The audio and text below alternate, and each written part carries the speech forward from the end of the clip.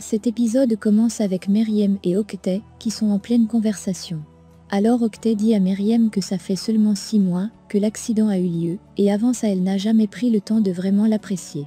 Il dit ensuite qu'elle a fait pratiquement 2 ans pour l'embrasser. Et pendant ce temps, il était auprès d'elle et il respectait son choix. Celle-ci énervée lui dit qu'il est répugnant. Il demande à Meryem ce que Savas a pu bien faire ou dire qu'il n'a pas fait. Il dit ensuite que tout ce qui arrive là est de votre faute. Je l'ai dit de ne pas se rapprocher de toi, mais celui-ci n'a pas compris. Pendant qu'il parlait encore, Dorine entre dans la pièce, où se trouvaient Octet et Meryem. Les voyant en pleine discussion, celle-ci gifle Meryem.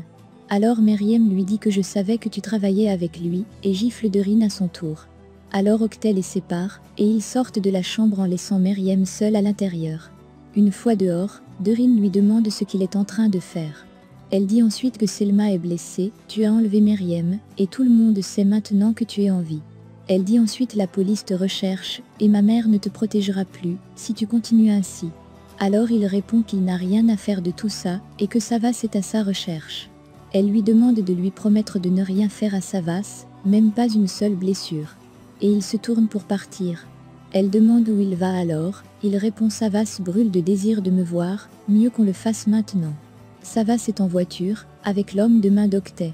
Il appelle Goklou pour prendre les nouvelles de Selma. Il lui dit qu'elle est toujours dans un état critique.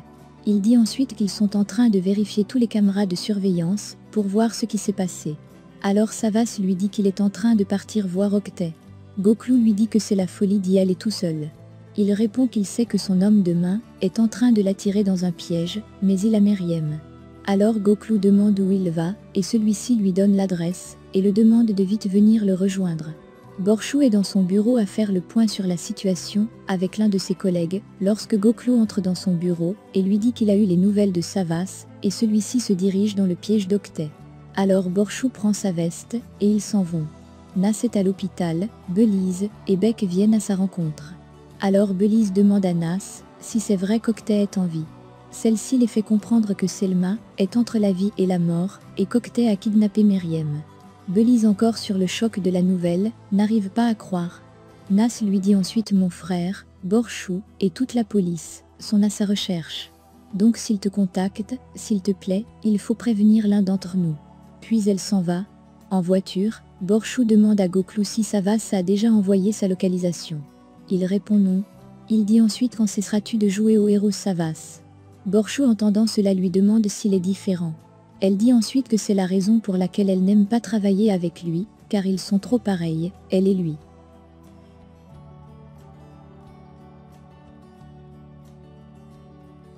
Entendant cela, celui-ci dit que ça n'a rien à voir avec le fait qu'ils soient semblables elle et lui, mais tout à voir avec son ex-mari. Ensuite il lui demande ce qu'elle voulait lui dire lorsqu'elle a couru après lui pour la première fois au commissariat. Elle répond qu'elle voulait lui remettre les billets d'avion. Il dit ensuite tu as vu la bague de ma mère, et tu voulais seulement me remettre les billets d'avion. Étant triste, il lui demande quelle devrait être sa réponse, s'il lui avait donné la bague. Dans un premier temps, elle répond qu'elle ne sait pas. Après qu'il ait insisté, voulant une vraie réponse, elle répond qu'elle devait lui demander si la bague peut l'attendre. Entendant cela, celui-ci est étonné de sa réponse. Au même moment Savas les envoie sa localisation, et il donne son téléphone à Borchou. Savas arrive au lieu de rendez-vous avec Octet, frappe son homme de main, et se met à crier en demandant à Octet de sortir. Celui-ci sort de l'autre côté de la rive, et ils se mettent à discuter. Savas dit à Octet qu'il va le tuer, s'il venait à faire du mal à Meryem. Il répond qu'il ne fera jamais de mal à Meryem, mais il va la sauver de Savas. Il dit ensuite j'ai observé si le petit Sargoun pouvait la rendre heureuse, mais j'ai vu qu'elle est de plus en plus malheureuse, depuis qu'elle te connaît. Il dit ensuite qu'elle ne le sait pas encore, mais elle va finir par comprendre que tu l'as blessée, et la rend triste tout le temps. Alors Savas lui propose de le prendre, et de laisser Meryem tranquille. Celui-ci refuse, en disant tu vas vivre, en sachant que la femme que tu aimes est avec moi. Alors le téléphone de Savas se met à sonner, et Octet lui demande de décrocher que ça peut être Meryem. Celui-ci décroche et voit une vidéo de Meryem attachée dans une chambre. Celui-ci entre dans une colère, et se met à tirer en direction d'Octet. Alors Octet lui dit, si tu n'as pas pitié de moi, aie pitié de Meryem. Tu passes ton temps à courir vers ton père, ou vers quelqu'un d'autre, et tu la laisses seule. Avec moi, elle ne sera plus jamais seule. Alors, Savas dit à Octet, voici ce qui va se passer. Je vais trouver Myriam, je vais l'embrasser et lui demander pardon. Puis je vais te chercher, tu vas sentir mon souffle derrière ton cou. Puis je vais t'arrêter et te brûler vivant pour tout ce que tu as fait. Il dit ensuite elle croit en moi et elle sait que je viendrai la sauver. Alors Octet lui répond en disant peut-être qu'elle croit en toi, mais c'est parce qu'elle m'a oublié. Une fois que je me présenterai à nouveau à elle, elle va complètement t'oublier, crois-moi. Alors Savas en colère, se met à crier, je vais te tuer, je te le promets je vais te tuer. Octet entendant ainsi se tourne, et s'en va. Au même moment Borchou, Goclou, et la police arrivent sur les lieux. Alors Savas dit à Goclou ce connard vient de partir. Borchou entendant cela, demande qu'on se mette à sa recherche. Il dit ensuite nous devons trouver ce bâtard avant la police. Et ils s'en vont ensemble.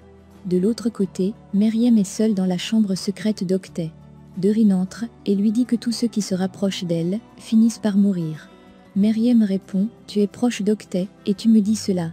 Alors Dorine dit à Myriam, tu es à l'origine de tout ça, avec les nombreux secrets.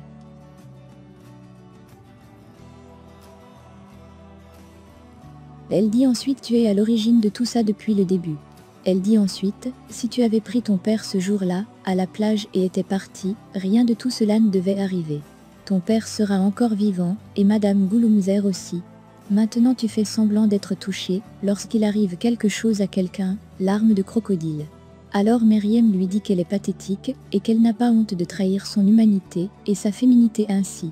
Alors elle continue de parler, et Dorine lui fait comprendre que Selma est entre la vie et la mort, toujours à cause d'elle. Myriam ne sachant pas ce qui était arrivé à Selma, est sous le choc en apprenant la nouvelle. Savas et Goclou sont en forêt, en train de chercher Octet, mais ils ne le trouvent pas.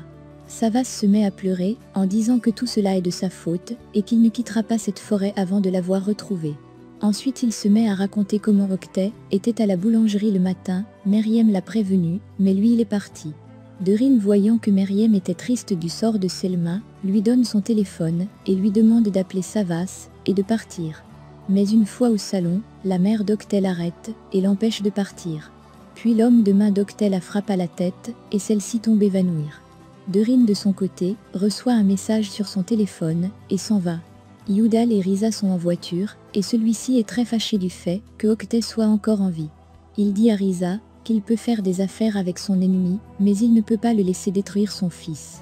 Alors Risa lui répond, il est revenu des morts, je n'en chargerai de le renvoyer là-bas. L'homme de main d'Octet transporte Myriam dans la chambre secrète d'Octet lorsque celle-ci se réveille et prend son arme. Elle le frappe, prend les clés de la maison, ouvre la porte et s'en va en courant. De l'autre côté, la police continue à chercher Myriam sans succès. Alors Savas revient et demande à Borchou s'ils ont des nouvelles.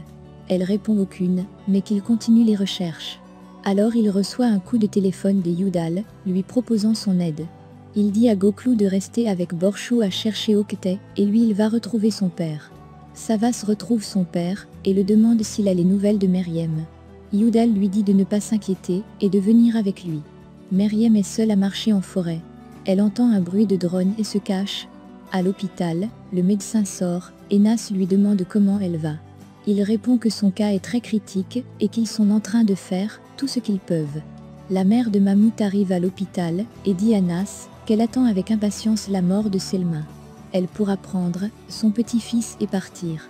Youdal arrive avec Savas près de son camping-car. Savas demande comment il a eu les informations sur Octet.